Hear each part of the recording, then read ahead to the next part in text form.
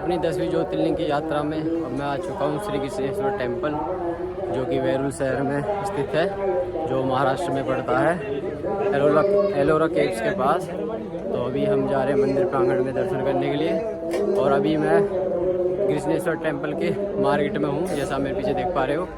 और अभी मैं मंदिर में आगे बढ़ रहा हूँ दर्शन के लिए। चलो दिखाता हूँ आपको, दर्शन करने के बाद आपको इसका इतिहास बताता हूँ क्या कैसे है। ये मंदिर प्रांगण के लिए रास्ता जा रहा है, ये कुछ मार्केट है प्रसाद वगैरह के लिए, और सामने से दर्शन अंदर के लिए जाते हैं। तो ये सामने दर्शन मार्ग है जो कि बिल्कुल आगे से है। अभी चलते हैं, दर्शन करता हूँ मैं, फिर बताता हूँ मैं। अंदर मोबाइल अलाउड नहीं है, तो मिलता हूँ मैं अभी थोड़ी देर में। तो ये है मंदिर अंदर से, मंदिर परिसर। ये मंदिर की बैक साइड है, जैसा देख पा रहे मंदिर है।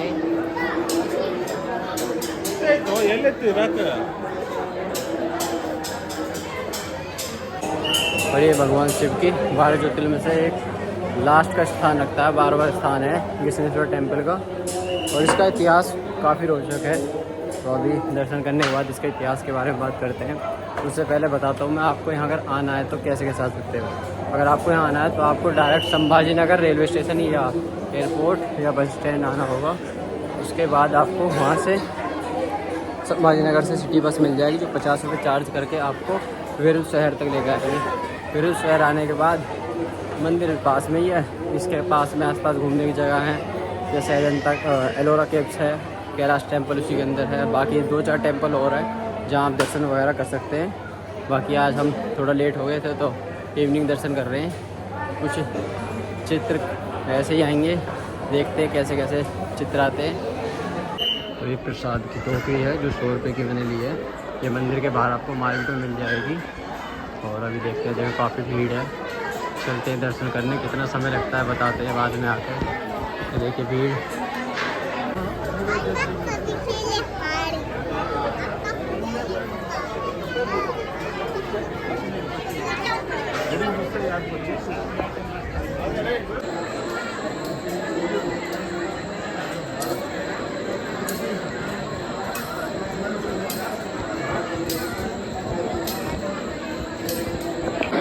मंदिर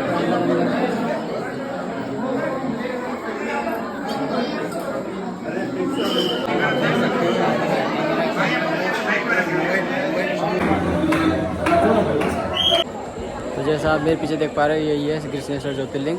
और इसमें एक मान्यता है कि जब आप पूजा गर्भगृह में जाओगे तो अपने ऊपर के वस्त्र, जो जेंट्स होते हैं उनको ऊपर के वस्त्र उतार के जाना होता है जब भी पूजा होती है। और बाकी मेरे अच्छे दर्शन हुए। अभी आपने लास्ट क्लिप में देखा होगा, मैं भी जो है ऊपर के कपड़े उतार के अंदर गया था, बढ़िया दर्शन हुए। और इसकी कहानी भी काफ़ी रोचक है। तो अभी कहानी बताता हूँ, चलता हूँ मैं बाहर, पहले मंदिर से बाहर निकलता हूँ, फिर इसकी कहानी के बारे में बताता हूँ मैं। और मेरे कुछ लोगों का कहना है कि मेरे से फ़ोन आया कि भाई तू वीडियोज़ में जानकारी क्यों नहीं देता, कैसे। तो मैं बताना चाहता हूँ कि मैं अपनी वीडियोज़ में अपना एक्सपीरियंस शेयर करता हूँ कि मैं जिस जगह गया वहाँ पर मेरे दर्शन कैसे हुए और मैं कैसा महसूस हुआ मुझे। तो और उसके साथ साथ मैं जानकारी देता हूँ, बट उस तरीके से नहीं देते जिस तरीके से लोग चाहते हैं। तो मैं अपना एक्सपीरियंस ज़्यादा शेयर करता हूँ मैं। बाकी मेरे अच्छे दर्शन हुए हैं। अभी दिखाता हूँ आपको मंदिर। तो ये मंदिर है और रात का समय हो रहा है, काफ़ी 8 बज रहे हैं, मंदिर बंद होने वाला है। तो दर्शन काफ़ी अच्छे हुए मेरे। चलो अभी इसका इतिहास बताता हूँ, मंदिर का इतिहास क्या है। अभी रात हो चुकी है, तो मैं कल सुबह वो जलाशय और जो भी बाकी चीज़ें हैं दिखाता हूँ, और कल सुबह ही इस मंदिर का इतिहास बताता हूँ आपको।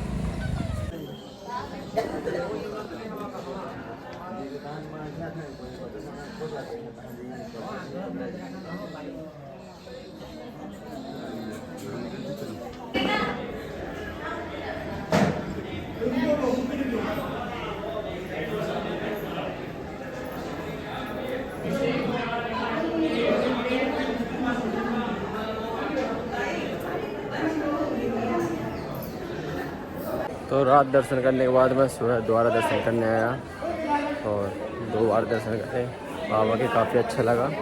और अब चलते हैं, जो यहाँ की और चीज़ें मैंने देखते हैं और मंदिर का इतिहास बताते हैं आपको कि मंदिर का इतिहास क्या है।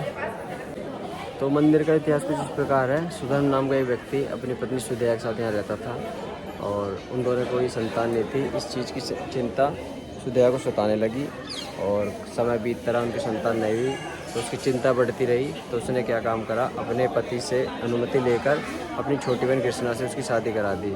जो कृष्णा थी वो काफ़ी बड़ी शिव भक्त थी। वो क्या करती थी, 101 शिवलिंगों का निर्माण करती थी और फिर उनकी पूजा करके उन्हें जलाशय में विसर्जित कर देती थी। तो ये चीज़ें चलती रहीं, समय बीतता गया, उन दोनों की एक संतान हुई जिस चीज़ से सुदया को काफ़ी चिड़न होने लगी। तो उसने क्या काम करा, उसी जो उनकी संतान हुई थी उसे उसी जलाशय में देकर डुबाकर मार दिया। अब कृष्णा को इस चीज़ से कोई फ़र्क नहीं पड़ा, वो अपनी भक्ति में लीन रही। इस चीज़ से प्रसन्न होकर शिव जी जो काफ़ी प्रसन्न हुए, उन्होंने सुदया को दर्शन दिए और बोला कि वरदान मांगो, तुम क्या वरदान मांगना चाहती हो। तो उसने वरदान रूप में शिव जी से कहा कि आप स्थायी रूप से यहीं प्रकट हो जाएं और यहीं विराजमान हो जाए ताकि मैं आपकी पूजा निरंतर और करती ही रहूं। तो इस चीज़ से प्रसन्न होकर शिव जी ने उसके पुत्र को भी पूर्ण जीवित कर दिया और यहाँ पर कृष्णेश्वर महादेव के रूप में यहाँ विराजमान हो गए। और जब से यहाँ कृष्णेश्वर महादेव से इन्हें जाना जाता है। और अभी मैं आपको जलाशय दिखाऊंगा जहाँ पर वो 101 शिवलिंगों का निर्माण करके उन्हें विसर्जित कर दी थी। अभी चल रहे हैं आगे, उस जलाशय को देखते हैं, फिर वहाँ के बारे में जानकारी लेते हैं, फिर आगे की वीडियो में आपको और कुछ बताते हैं।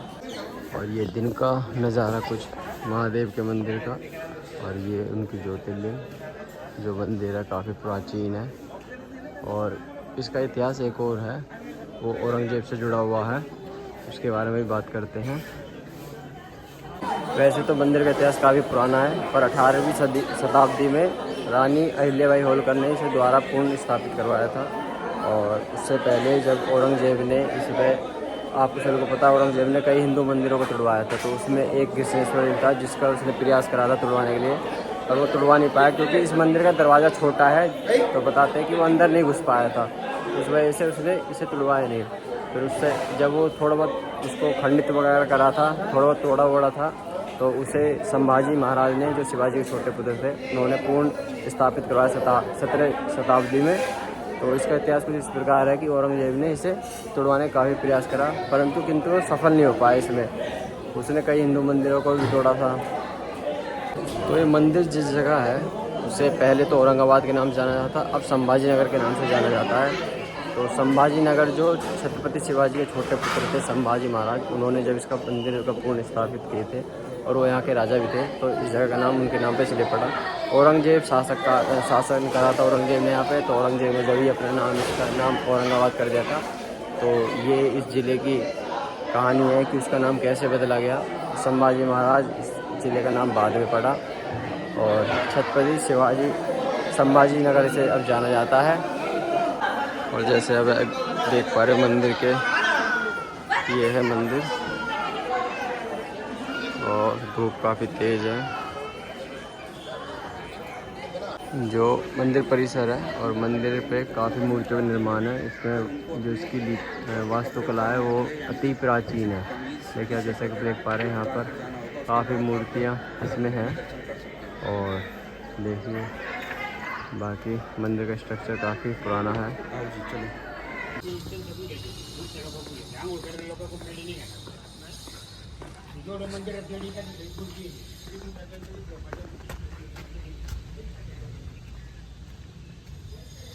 तो ये जैसा मैं ये देख पा रहे हो तालाब, ये वही कुंड है जहाँ कृष्णा 101 शिवलिंग बनाकर उन पे ओम शिवाय का जाप कर यहाँ विसर्जित करती थी। और यहीं जो है शिव जी ने उन्हें दर्शन दिए थे। ये वही तालाब है, देखिए पूरी तरह से ये है वो पूरा तालाब।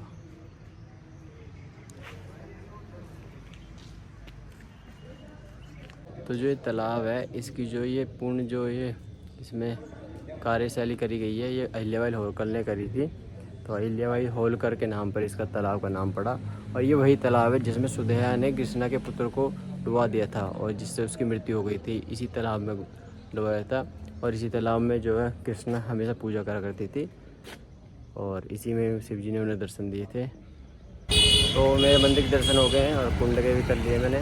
तो इसी के साथ मेरे 10 ज्योतिर्लिंग कंप्लीट हो चुके हैं और अभी मैं चल रहा हूँ, देखता हूँ आगे कुछ देखता हूँ। मिलते हैं नई वीडियो में जल्दी और तब तक के लिए हर हर महादेव।